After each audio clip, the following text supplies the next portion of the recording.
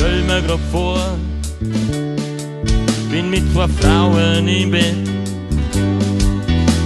Das war eine Erfahrung und einmal ganz nett. Wir dachten Liebe machen, richtig laut stöhnen,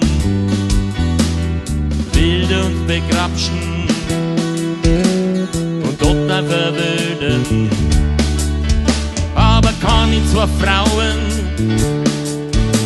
gleichzeitig beglücken? Ist das überhaupt möglich? Oder sind das nur Lügen?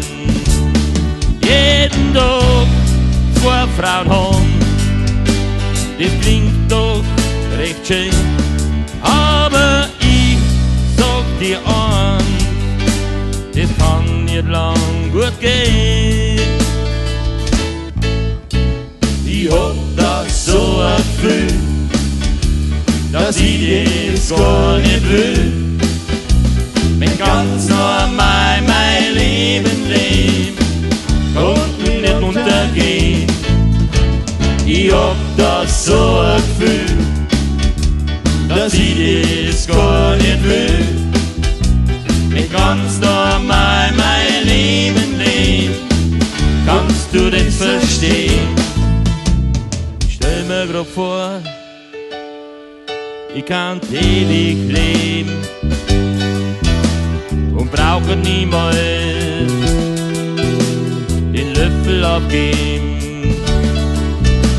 Kann immer da sein auf der Welt. Wir klangen sogar ein ganz wenig Geld. Die werden älter und älter, stellst dir näher vor, die ganzen Falten vom Gesicht bis zum Ohr. Kann mich kaum nur bewegen, Tag schlägt her, hätt kaputte Augen. Da frag ich mich ganz ehrlich, sag mir das, dass ich das gar nicht will. Mir ganz normal mein Leben leben und nicht untergehen. Ich hab das so ein Gefühl, dass ich das gar nicht will.